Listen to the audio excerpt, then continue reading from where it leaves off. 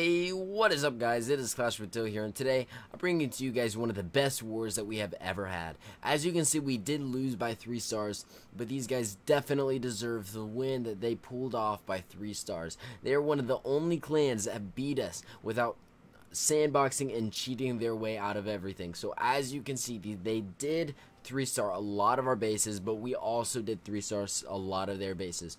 So in this video, I'm not going to show any of the 3-stars on our bases, but if you want to see those, go check out Jake from OneHive's channel, and I will put the link to that in the description. So make sure you check that out. There's some great attackers over there, and you will definitely benefit from it. So as you can see here in just a second, they do have a few more Town Hall 10s than us, and don't be fooled, we also have better heroes than them, so it kind of offset it, and it definitely made for a perfect matchup and a perfect war.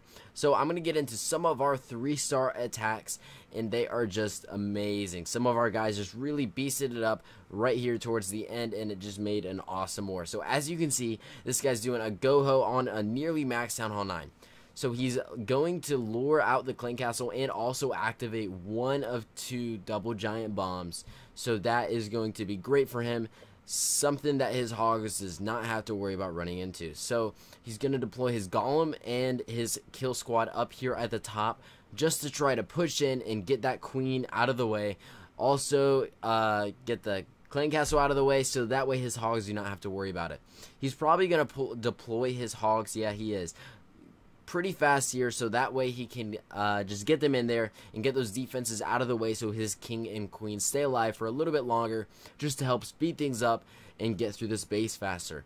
So as you can see, his hogs just activated those double giant bombs, but they did not blow up at the same time, so they are going to stay alive, and they have nothing to worry about through the rest of this base.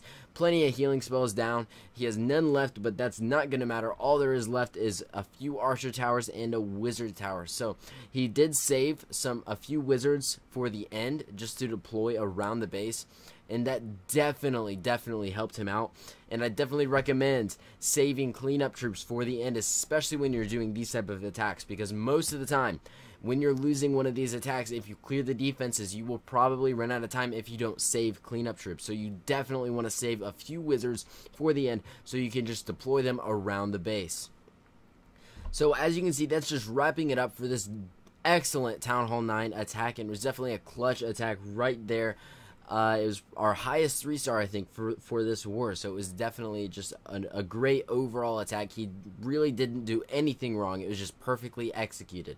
So as you can see in this next attack I'm going to get into, in this video I'm going to try to show you guys different variations of attacks, so you can just kind of see what different attacks we like to use in these big war clans. So in this attack, he's going to, it's kind of like a go wee wee backed with hogs and loons. So what he's going to do is he's going to get his kill squad, which is pretty big, and he's going to get that in there and try to get those heroes out of the way so he doesn't have to worry about them. And then after the heroes are gone in the clan castle, he's going to deploy his hogs in here to try to get those air defense out of the way. And once the air defense is gone, he can deploy his loons that he brought on those archer towers that are behind those walls at the end, archer towers and wizard towers. So after that, all it is cleanup work. As soon as he gets these air defense out of the way, you will see exactly when he drops his loons in. So it's definitely great that he dropped his balloons. It definitely just majorly helped out this attack. I don't think he would have been able to pull it off if he didn't bring balloons and he just go-hoed it. But as you can see, there's some of his balloons coming in on the archer towers only. So if you're going to do this, make sure you only do it on the archer towers, since that's the only thing that can target your balloons. And you don't want to do it after the air defense goes down, because there's no way that you're going to be able, your balloons are going to stay up, because the air defense are going to be only shooting at your balloons since you have no other air troops. So as you can see, now that all that's left is cleanup work, and he's at 90%, just about to finish off this base, and it just goes down so fast. His balloons are even attacking things, and it's just going to wrap up this amazing attack on a nearly max Town Hall 9. So that guy was pretty low for everything. Well, he was pretty high in defenses but pretty low in walls. But that doesn't matter, since most of his things either jumped over walls or flew over them. So this next attack is, it's kind of like the last one you've seen, except without loons and with more hogs. So this attack is pretty lucky, and you'll see why here in just a second. So it does have 2 golems, and it still has a pretty giant kill squad just because they have to travel so much ground. So keep in mind that if these attacks do look a little bit fishy, they are all cleanup attacks. So we already know most of the trap locations from previous attacks on these bases. And yeah, that's how we're able to execute these great attacks. There always has to be a sacrifice to have these great attacks, because you need to know the trap locations to be able to find out, or to be able to blow up the bombs. So as you can see, he does drop his hog to the right side of the base, and that is going to definitely help him out, because look at that Golemite. It just activated those double giant bombs, which would have killed his hogs. And now his hogs are going to go over to the right side of the base, and you'll see why that is just so perfect for him in just a second.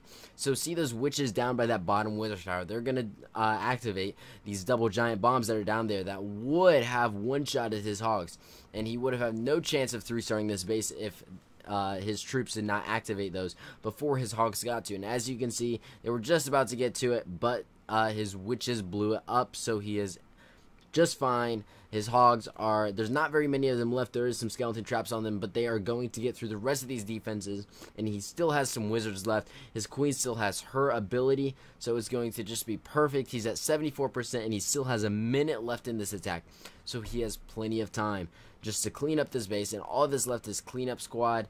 And now he doesn't have very many hogs left, so it is a pretty close attack. He did not have very much time, but he's already at 80%.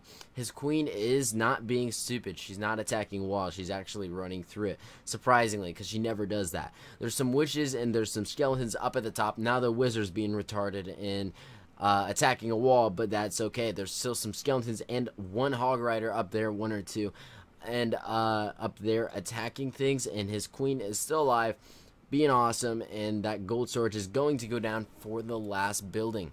So as you can see, all of these attacks they had hog riders in them, but I'm going to show you in this attack that that's not always the way it has to be. You can still do go wee wee, which I know a lot of people still love. You can still do go wee wee just on these lower types of bases. So as you can see, this is definitely a great an awesome executed attack. He had tons of spreads on his wizards and his witches, which definitely helped him out. And as you can see, watch this. His wall breakers go straight into the middle. As soon as they break that bumper, they're just going to go straight in, and all his troops are going to go directly into the middle. And then he's going to drop a rage spell and a healing spell at the same time, just so he gets that clan castle out of the way and gets all those buildings cleared out and keeps his troops up at the same time.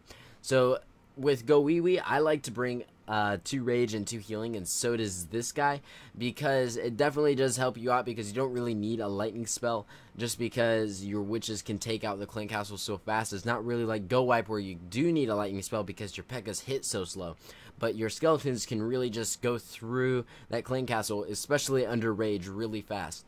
So as you can see, there's only 1 wizard tower left, excluding that one at the top that's like level 1.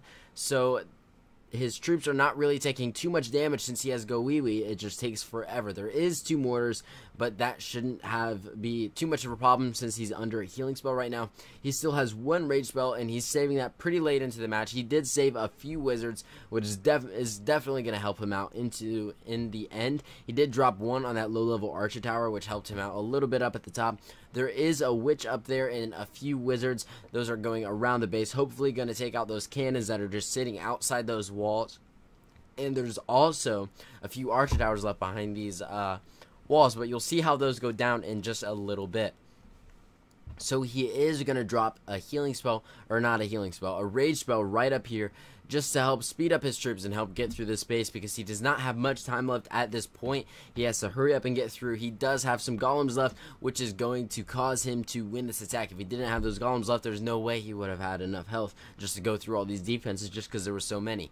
So that cannon and archer tower just about to go down, and that will be the last defenses left in this base besides that archer tower at the bottom. And watch how he takes this out. He saved a wizard until that golem, or that archer tower, was targeting that golem, and then he dropped his wizard. Just perfect deployment on that. So now his troops are going through, all defenses down, there's only a few buildings left, and he's going to activate his queen's ability just to help heal her up for the next battle that he does, and it is game over 100%. So thanks for watching my video, guys, and don't forget to tune in to my next episode of Clan War Attacks.